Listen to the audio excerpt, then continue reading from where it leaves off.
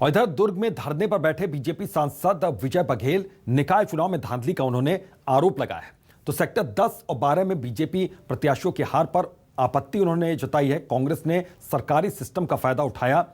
अब ये कहना है बीजेपी प्रत्याशी को पहले मिल गया था जीत का सर्टिफिकेट, देर रात मतगणना में बीजेपी प्रत्याशी के हारने की खबर आ गई। तो इसको लेकर गंभीर आरोप यहां पर लगाए गए। बीजेपी प्रत्याशियों की हार पर आपत्ति यहां पर दर्ज की गई है। सरकारी मशीनरी का दुरुपयोग यहां पर सरकार ने किया, यह बीजेपी का कहना है साफ तौर पर। तो निकाय चुनाव के बाद अब सियासत भी अपनी शर्म पर है। आरोप प्रत्यारोप का दौर भी चल रहा है। बीजेपी प्रत्याशी के हारने की खबर आई, पहले बीजेपी प्रत्याशी जीत रहा था, लेकिन बाद में तो सांसद विजय बघेल जो कि धरने पर बैठे हैं, निकाय चुनाव में धांधली का उन्होंने आरोप लगाया। बीजेपी प्रत्याशियों की हार पर आपत्ति उन्होंने दर्ज की है। कांग्रेस ने सरकारी सिस्टम का फायदा उठाया। तो धरने पर बैठे हैं बीजेपी सांसद विजय बघेल। साफ तौर पर उन्होंने कांग्रेस सरकार पर निशाना साधा और यह कहा कि पहले उनका कैंडिडेट जीत रहा था, लेकिन देर रात यह खबर आई कि बीजेपी प्रत्याशी हार गए। तो सरकारी मशीनरी के दुरुपयोग का आरोप यहां पर लगाया गया है। अब बीजेपी सांसद की ओर से उन्होंने कहा कि बीजेपी प्रत्याशी को पहले जीता हुआ बताया गया था, लेकिन बाद में यह खबर आई कि वो हार गए। तो धरने पर बैठे बीजेपी सांसद विजय बघेल।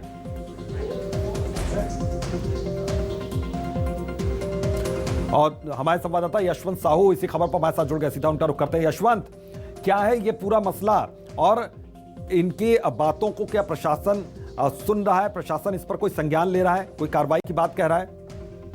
जी, देर रात तक भिलाई के 70 वार्डों की गणना होती रही। उस गणना के बीच भाजपा का आरोप है कि जो आयोग है, निर्वाचन आयोग, वो सरकार के इशारे पर काम किया और सरकार के इशारे पे काम करते करते दो प्रत्याशी भाजपा के थे, जो सेक्टर 10 की पार्षद प्रत्याशी थी भाजपा की उपासना साहू, 3 वोट से पहले उसको जीत करार दिया गया। फिर आखिर में रिकाउंटिंग हुई 2 बार, उस रिकाउंटिंग में भी जीती।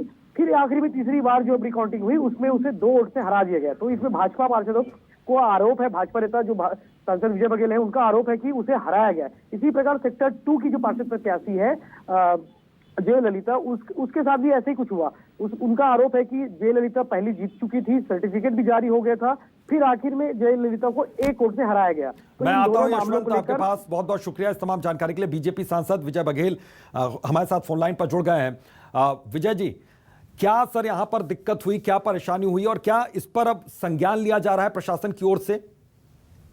देखिए, भूपेश बघेल जी के राज में सीधा सीधा लोकतंत्र की हत्या की जा रही है और जिला प्रशासन, पुलिस प्रशासन उनके इशारों पे काम कर रही है।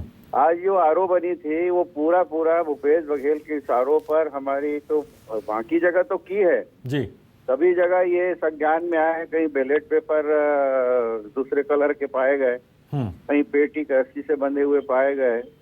और हद तो जब हो गई जब यहाँ सेक्टर 2 वार्ड नंबर 56 से जयललिता के यहाँ रिकाउंटिंग होना था, उसको दोनों को टाई घोषित किया गया, आवेदन लगाया गया रिकाउंटिंग का, लेकिन उसको अनदेखा करते हुए कांग्रेस प्रत्याशी को जीत घोषित कर दिया गया। और वही हालात सेक्टर 10 में जो 64 नंबर वार्ड है, जहाँ से उपासना साहू जी प्रत्याशी हमारी थी, उसके यहाँ 3 वोट से वो जीत चुकी थी।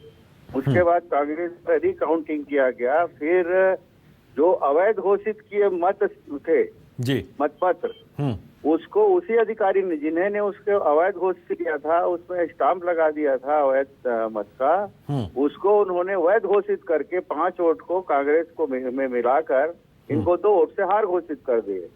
तो इस तरह के षड्यंत्र यहाँ चल रहे हैं और उसके विरोध में ही हम लोग यहाँ पे कलेक्टर के यहाँ ज्ञापन देने आए, धरने में बैठे। कलेक्टर साहब को बोले कि इसको संज्ञान में लीजिए, उनको बुलाइए यहाँ पे, आप उनसे बात करिए, हमारे सामने बात करिए। हमारी बहनें आई हैं और इस तरह 2 महिला बहनों के साथ एक महिला अधिकारी होते हुए जी, जो असंवैधानिक तरीके से ये उनको चुनाव हरा चुकी है, उसको ठीक करे और हम न्याय लेकर ही जाएंगे। इसलिए हम लोग यहाँ पे धरने में बैठे। जी, बिल्कुल, बहुत बहुत शुक्रिया तमाम बातचीत के लिए। तो धरने पर यहाँ पर बीजेपी के सांसद बैठे हैं और उन्होंने कहा है प्रशासनिक अधिकारियों से कि वो संज्ञान इस पूरे मामले में लें।